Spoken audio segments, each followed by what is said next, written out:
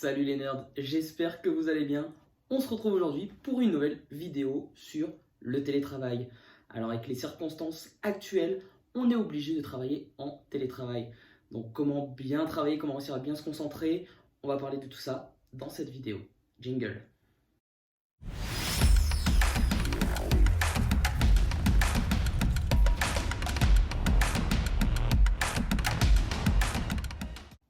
Alors le tout premier point que je donnerai, je pense pour le télétravail, c'est tout simplement réussir à avoir un espace à soi, chez soi. Alors par cela, j'entends qu'il est souvent compliqué de travailler depuis sa chambre, depuis son salon, et très vite notre cerveau pense à autre chose en fait.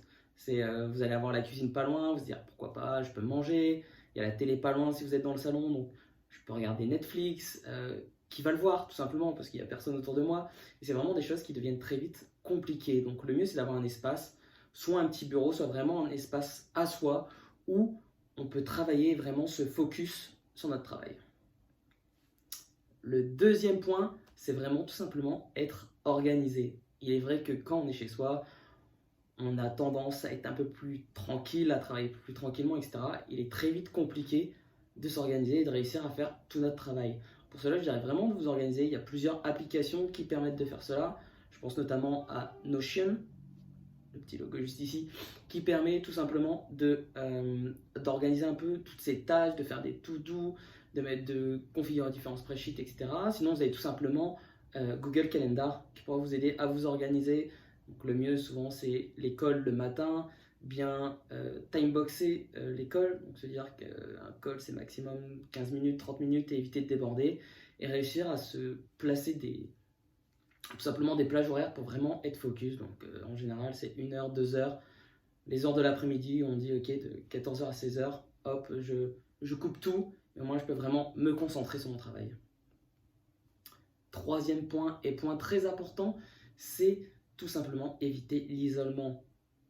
On vous conseille tout simplement de parler souvent avec vos collègues et pas seulement sur Slack, mais aussi tout simplement de passer des calls, de les appeler via Google Meet ou via Zoom pour discuter, mettre la caméra et juste avoir de l'interaction sociale.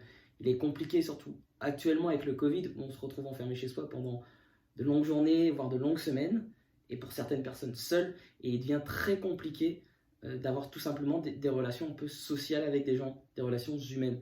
Donc le mieux vraiment c'est d'organiser un peu des calls pour discuter travail, mais aussi tout simplement des petites pauses café. C'est quand même plus sympa de boire des cafés en vidéoconférence avec un autre collègue et de parler de la dernière série qu'on a vue à la télé que de le boire seul devant son écran.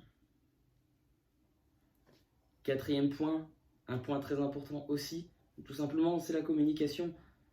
Les gens ne vous voient pas, les gens ne sont pas au courant de ce que vous faites, ne sont pas au courant si vous êtes devant votre écran ou non. Donc bien sûr, je ne sais pas, de 9h à 18h, vous êtes censé être devant votre écran, mais il va vous arriver de devoir faire une course, devoir aller chercher vos enfants ou autre. Et bien tout simplement, prévenez vos collègues. Envoyez un message sur Slack. La communication, c'est l'une des armes les plus importantes et c'est chose qui est vraiment sous-estimée par les développeurs. Si vous avez un souci, si vous êtes bloqué quelque part, dites-le. Si vous devez partir, dites-le. Si vous n'êtes pas devant votre écran pendant un quart d'heure, une demi-heure, 1 heure, on s'en fout, juste dites-le, que les gens soient au courant et ça évite vraiment des soucis et ça évite tout simplement des soucis et des mésententes dans une équipe.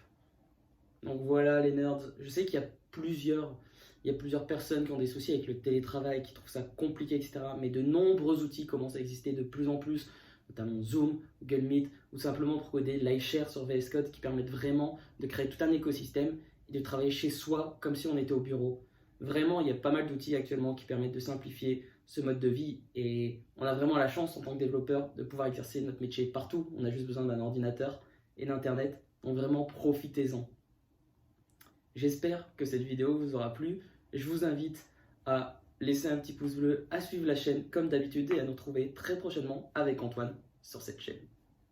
Ciao!